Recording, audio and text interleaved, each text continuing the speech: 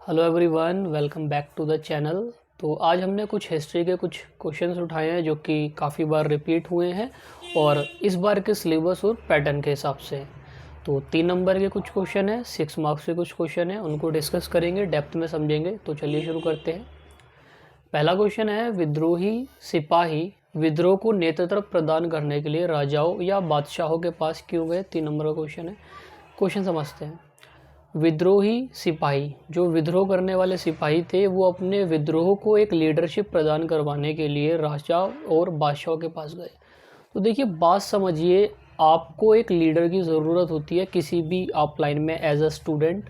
अगर आप एक टीचर भी हैं तो वहाँ पर भी आपको एक लीडर, एक मेंटोर होता है, हमें भी बताने वाले लोग होते हैं। तो सेम यहाँ पर है। तो विद्रोहियों ने सोचा कि हमें एक नेतृत्व की ज़रूरत है, एक लीडर की ज़रूरत है। तो उन्होंने क्या करा, वो राजाओं के पास गए, जिसके पीछे कुछ कारण थे। पहला, विद्रोह को वैधता प्रदान करना। देखिए, उनका विद्रोह हुआ, सिपाहियों के द्वारा शुरू हुआ और यूं ही भटके जा रहा था इधर से उधर। अब किसी राजा की लीडरशिप उन्हें मिल जाएगी। अगर आपको याद हो, बहादुर शाह जफर वो राजा थे जिनसे वो मिलने लाल किले में गए थे। विद्रोही सुबह सुबह पहुंच गए। जब वो नमाज ही अदा कर कर उठे थे तो एक वैधता मिल जाएगी, यानी उनके विद्रोह को एक वैलिडिटी, एक वैलिडेशन और एक नाम मिल जाएगा। पहली हेडिंग। अगला है हथियारों की प्राप्ति। आप सभी को पता है 1857 का जो विद्रोह था सॉरी, जो सैनिक थे उनके पास उस क्वालिटी के, उस अच्छी असेंस के जो हथियार नहीं थे। पर राजा तो राजा है, राजा के पास सेना भी हुआ करती थी, हथियार भी हुआ करता था। बेशक उस समय राजाओं की स्थिति खराब थी, परंतु राजाओं के पास जाने से एक हथियारों का, संसाधनों की प्राप्ति हो जाएगी। तीसरा, विद्रोह को शक्ति प्रदान करना। देखिए, सिपाही जो थे राजाओं के पास इसलिए गए, राजा संसाधन संपन्न था, चाहे धन के रूप में ले लीजिए, चाहे लोगों के रूप में ले लीजिए, चाहे सेना के रूप में, सैनिक के रूप में ले लीजिए। तो राजा अगर लीड करेगा उनके विद्रोह को तो उसको शक्ति प्रदान हो जाएगी, शक्ति प्राप्त हो जाएगी और जो है विद्रोह अच्छे से काम कर पाएगा, अच्छे से विद्रोह हो पाएगा और कहीं ना कहीं वो अपने उद्देश्य की प्राप्ति कर सकते हैं। तो ये था आपका पहला क्वेश्चन, 3 मार्क्स का। आगे बढ़ते हैं। मुगल दरबार में पांडुलिपि बनाने की प्रक्रिया का वर्णन कीजिए। अब हमें एक क्वेश्चन जानना है मुगलों से कि मुगल दरबार में पांडुलिपि बनाने की प्रक्रिया क्या थी। पहले हम इस क्वेश्चन की डेप्थ को समझते हैं। क्वेश्चन कहीं ना कहीं आप देखिए, पांडुलिपि बनाना, आपको याद हो, पांडुलिपि बनाने के लिए मुगलों के द्वारा एक लंबी चौड़ी प्रक्रिया थी, एक प्रोसीजर था, उसमें बहुत से लोगों की भागीदारी थी और हर किसी व्यक्ति का अपना पार्टिसिपेशन या अपना इंडिविजुअल वर्क हुआ करता था। तो इसकी प्रक्रिया के बारे में बताना। ये 3 नंबर और 6 नंबर कैसे भी आपसे पूछा जा सकता है, तो उसके अकॉर्डिंग हम बताएंगे। पर एक बात आपने ध्यान में रखनी है, 3 नंबर में आया है एक तो शुरुआत बतानी है। पहली हेडिंग आपकी बताएगी शुरुआत।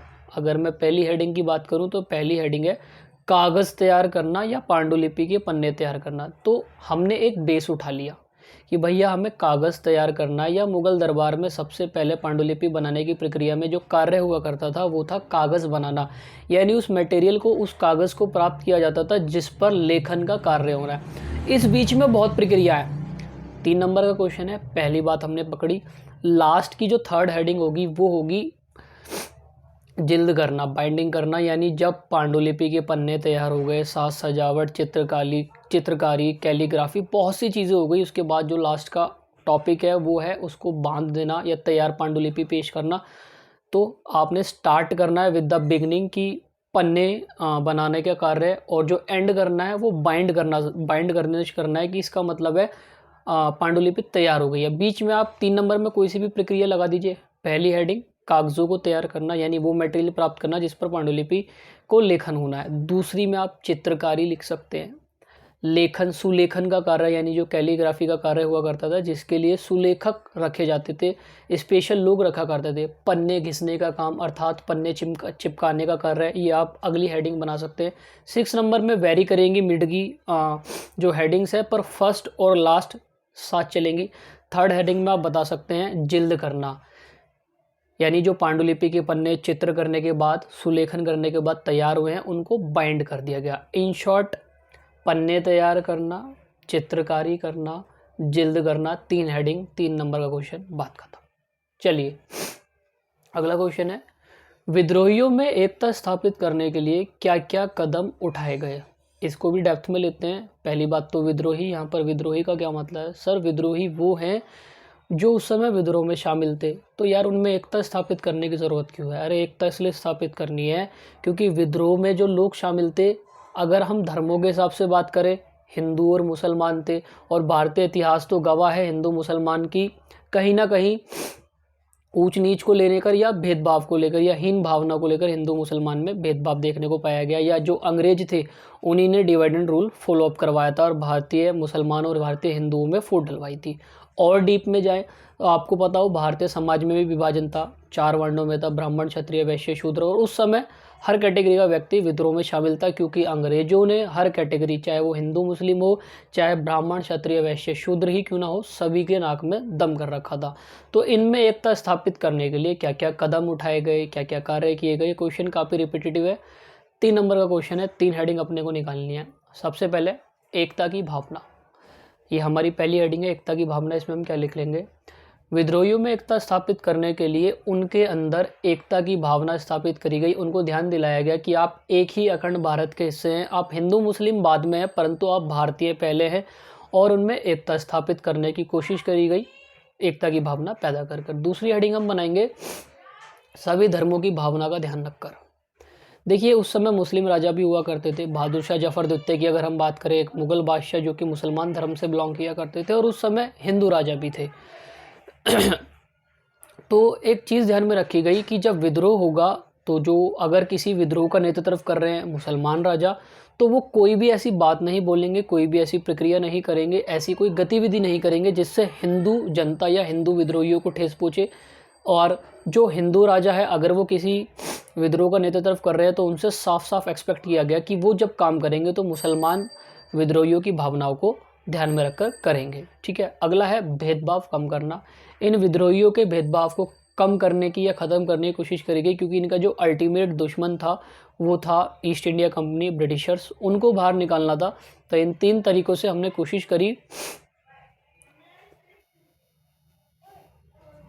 इन 3 तरीक़ों को ध्यान में रखते हुए हमने कोशिश करी विद्रोहियों में एकता स्थापित करने की। आगे बढ़ते हैं।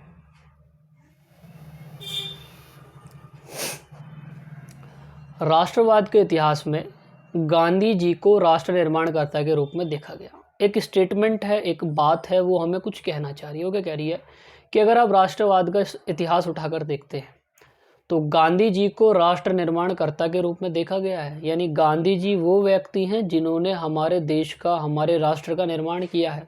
ठीक है, स्टेटमेंट हम समझ गए। आगे बताओ। गांधी जी की भारतीय स्वतंत्रता संग्राम में भूमिका दर्शाते हुए इस कथन को स्पष्ट कीजिए। आपको स्वतंत्रता आंदोलन में गांधी जी के पार्टिसिपेशन, गांधी जी के रोल को दर्शाना है और इस पॉइंट को ध्यान रखते हुए बताना है कि उन्होंने ऐसे क्या क्या काम कर दिए कि जिससे भारतीय राष्ट्र का निर्माण हुआ, अर्थात भारत का निर्माण हुआ। समझते हैं। क्वेश्चन डीप कह लो है, या यूँ कह लो बहुत ही बेसिक क्वेश्चन है। इसके लिए क्या चाहिए आपको? एक सेंसिबल नॉलेज कि आप क्वेश्चन से बात कर पाते हैं, कनेक्ट कर पाते हैं या नहीं। भैया गांधी जी की भारतीय स्वतंत्रता संग्राम में भूमिका दर्शानी है कि उन्होंने राष्ट्र निर्माण कैसे करा। सबसे पहली हेडिंग हम बनाएंगे सभी वर्गों की भागीदारी। आपको पता है भारतीय समाज में आज़ादी से पहले और आज़ादी के बाद भी काफ़ी सालों तक हिंदू और मुसलमान, छोटी जाति बड़ी जाति, इनमें भेदभाव पाया गया, महिलाओं को दबाया गया। वर्तमान में तो महिलाओं की स्थिति में काफ़ी इम्प्रूवमेंट है, पर आप इतिहास उठा के देखिए कितना बुरा हाल था। तो गांधी जी की भूमिका में पहली हेडिंग है सभी वर्गों की भागीदारी। गांधी जी चाहे गरीब हो, चाहे अमीर हो, चाहे छोटा हो, चाहे बड़ा हो, चाहे हिंदू हो, चाहे मुसलमान हो, हर व्यक्ति को साथ लेकर चले और भारतीय राष्ट्र निर्माण में उन्होंने सबको एक नज़र से देखा, सबको एकता के भाव से देखा। पहली हेडिंग। दूसरी, शांतिपूर्ण आंदोलन। गांधी जी ने जितने आंदोलन करे सारे अहिंसक थे, शांति के रूप से करे गए और सबका उद्देश्य अंग्रेज़ों को भगाना, ब्रिटिशर्स को निकालना, अलग अलग प्रकार के उद्देश्य हुआ करते थे। पर अल्टीमेटली उन्होंने गर्मपंथी विचार को नहीं अपनाया। उन्होंने एक मार्ग, एक विचारधारा, एक चीज़ लोगों के सामने रखी कि अगर आपको अपनी बात मनवानी है तो चीज़ें शांति से भी हो सकती हैं। तो उनका दूसरी हेडिंग क्या है? शांतिपूर्ण आंदोलन। उनके जो आंदोलन हुए बहुत ही शांतिपूर्ण रहे, जिससे भारतीय राष्ट्र निर्माणकर्ता के रूप में उनको देखा जाता है। अगला, आंदोलनों में प्रमुख भूमिका। यदि आपने गांधी जी वाला चैप्टर पढ़ा हो तो आपने देखा होगा कि बहुत से आंदोलन इन्होंने करे और उन आंदोलनों में क्या हुआ, अंग्रेजों की नींव हिला डाली। गांधी जी ऐसे व्यक्ति थे, अंग्रेज भी उनसे खार खाते थे। खार खाने से मेरा मतलब है यार, गांधी जी की वैल्यू थी अपने आप में, उनकी बातें, उनकी कमिटमेंट, उनके द्वारा शुरू करा गया कोई आंदोलन, चाहे वो नमक यात्रा हो, भारत छोड़ो आंदोलन, आप किसी को भी उठा लीजिए, गांधी जी बहुत तरीके से काम किया करते थे, सिस्टमेटिक वे में काम किया करते थे। तो थर्ड हेडिंग क्या है, आंदोलनों में प्रमुख भूमिका। गांधी जी ने बहुत से आंदोलनों में प्रमुख भूमिका अपना निभाई, लाइक नमक यात्रा, भारत छोड़ो आंदोलन, क्विट इंडिया मूवमेंट, जिसके तहत उन्होंने भारतीय राष्ट्र निर्माण की भूमिका निभाई। ठीक है, क्वेश्चन आपका खत्म होता है, आगे बढ़ाते हैं। यहाँ आपके 3 नंबर के 4 क्वेश्चन हमने कवर कर लिए। ठीक है, 2 थे 1857 की क्रांति से, एक मुगल से था और एक गांधी जी का जीवन यापन से था, जीवन यात्रा वाले चैप्टर से। 6 मार्क्स के क्वेश्चन की तरफ बढ़ते हैं और इन्हें समझते हैं। 3 ही क्वेश्चन लिए हमने, 18 मार्क्स यहाँ पर आपके कवर हो गए और 4 3 नंबर के थे, 4 3 12, 30 नंबर का पेपर यहाँ पर आपका डिस्कस हो गया। विद्रोही क्या चाहते थे, विभिन्न सामाजिक समूहों की दृष्टि किस हद तक भिन्न थी। 2 पार्ट में क्वेश्चन है। पहला क्वेश्चन आपसे कह रहा है, भैया 1857 में जो विद्रोही शामिल थे वो क्या चाहते थे। अब हमें समझना पड़ेगा विद्रोही कौन थे, महिला, पुरुष या सैनिक या आम व्यक्ति या कृषक या राजा या जमींदार। तो विद्रोही में ये सब शामिल थे। अब किन्हीं 2 की बातें फिलहाल ध्यान में रखते हुए क्या बताइएगा, सभी विद्रोही अल्टीमेटली अंतिम रूप से ब्रिटिशर्स को और ईस्ट इंडिया कंपनी को भारतीय भू संपदा से, भारतीय ज़मीन से बाहर निकालना चाहते थे, क्योंकि चाहे वह कृषक हो, चाहे वह व्यापारी हो, चाहे वो ज़मींदार हो, चाहे वो राजा हो, हर किसी को ब्रिटिशर्स ने या ईस्ट इंडिया कंपनी ने बहुत ही दमित कर रखा था, परेशान कर रखा था। तो विद्रोही ईस्ट इंडिया कंपनी को देश से बाहर निकालना चाहते थे और वापस से अपने देश को स्वतंत्र करना चाहते थे। ये तो अपने क्वेश्चन का पहला पार्ट। अगला पार्ट, विभिन्न सामाजिक समूहों की दृष्टि किस हद तक भिन्न थी। अब हमें जानना है कि विद्रोहियों में जो विभिन्न सामाजिक समूह है, अर्थात सामाजिक समूह क्या, कृषक, राजा, जमींदार, व्यापारी, सेनापति या सैनिक, इनका क्या दृष्टिकोण था। अगर हम किसानों की बात करें, भाई साहब किसानों को परेशान कर रखा था, ऊंचे ऊंचे दाम, ऊंचे ऊंचे टैक्स लगाकर उनको खेती करने में परेशानी हो रही थी। किसी से नील की खेती करवा रहे हैं, किसी से कोई खेती करवा रहे हैं।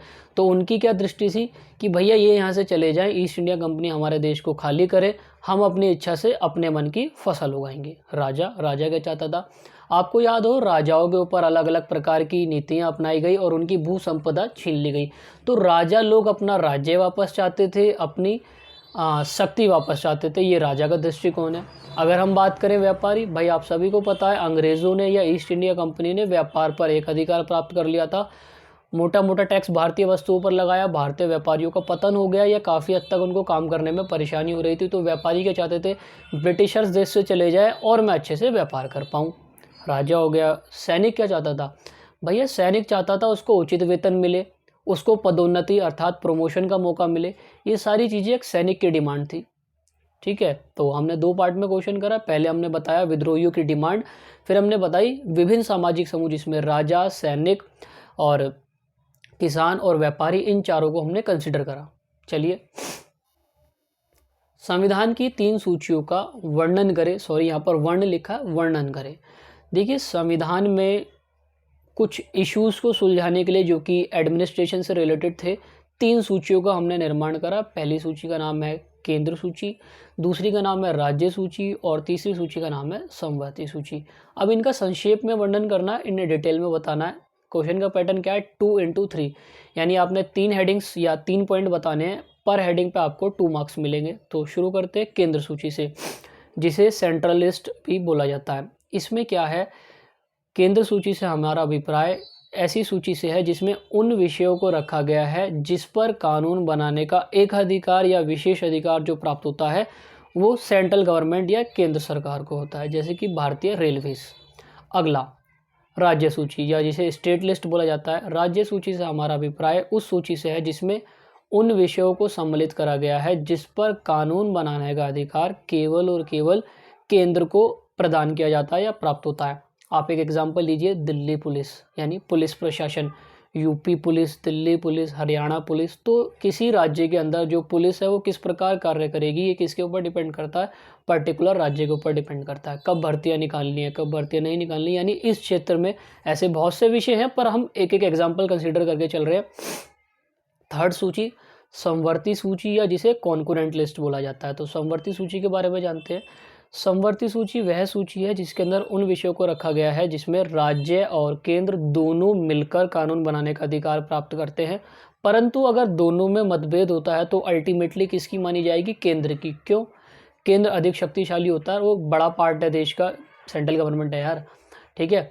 तो इसको कॉन्करेंट या समवर्ती सूची बोला जाता है। तो आप इन तीनों की हेडिंग बनाइएगा, तीनों को डीप में डिटेल में एक्सप्लेन कीजिएगा, ये क्वेश्चन भी आपका कवर होता है। लास्ट क्वेश्चन है, संथालों का जीवन किस प्रकार पहाड़िया से भिन्न हुआ करता था। आप किस तरीके से ही बता सकते हैं। 6 नंबर का है तो मैं आपको सजेस्ट करूंगा, पहले आप संथालों की जीविका या संथालों के जीवन के बारे में बताइए, फिर आप पहाड़ियों की जीविका या पहाड़ियों के जीवन के बारे में बताइए। तो शुरुआत करते हैं संथालों के जीवन से। 3 हेडिंग हम देंगे, 3 हेडिंग में इस क्वेश्चन को करेंगे। संथाल हल का प्रयोग किया करते थे। तो आप पहली हेडिंग बनाइए, हल का प्रयोग, जिसमें संथाल खुदाई के लिए या कृषि के लिए हल का इस्तेमाल किया करते थे। दूसरा जो संथाल है वो सभ्य समाज हुआ करता था, वो एक जगह रहकर प्रॉपर तरीके से कार्य व्यवस्था किया करता था, वहीं पर बसा करता था, वहीं पर गुजर बसर किया करता था। थर्ड हेडिंग बनाइए, विभिन्न प्रकार की दालों को उगाना। जो संथाल हैं वो अन्य अन्य प्रकार की दालें कृषि में उगाया करते थे और वो उनका मुख्य भोजन हुआ करता था। और एक और हेडिंग दे देता हूँ, स्थायी खेती। संथाल अपने जीवन यापन के लिए स्थायी खेती पर डिपेंड थे, यानी एक ही जगह रहा करते थे, वहाँ कृषि किया करते थे, उसकी उपज से अपना गुजर बसर किया करते थे। तो यहाँ पर मैंने 4 हेडिंग आपको संथालों की लाइफ या लाइफस्टाइल के ऊपर दे दी। अब पार्ट बी क्या है, पहाड़ियों का जीवन या पहाड़िया का जीवन। पहली हेडिंग बनेगी कुदाल का प्रयोग। पहाड़िया जीवन यापन के लिए या खेत को जोतने के लिए कुदाल का प्रयोग किया करते थे। बी पार्ट, चावल और कपास उगाना। जो पहाड़ियाँ हैं वो अपनी मुख्य फसलों में जो आया करती थी उसमें चावल और कपास उगाया करते थे और अपने गुजर बसर किया करते थे। थर्ड, ये झूम खेती किया करते थे। झूम खेती आप सभी को पता होगा, एक जगह पर नहीं, स्थायी खेती नहीं करते थे। संथाल स्थायी खेती करते थे और ये झूम खेती किया करते थे, एक जगह से दूसरी जगह जा जाकर खेती किया करते थे। और फोर्थ हेडिंग में ले लीजिए, ये खानाबदोश जीवन बिताया करते थे, यानी खाने की तलाश में एक जगह से दूसरी जगह घूमा करते थे। ठीक है, ये सारी चीज़ें हैं। उम्मीद करता हूँ आपको वीडियो पसंद आई होगी। अगर यूज़फुल लगे तो एक लाइक छोड़िए और कमेंट में बताइएगा कि हाँ वीडियो वैल्यूएबल है। आज के लिए इतना ही, मिलते हैं अगली वीडियो में। Bye bye.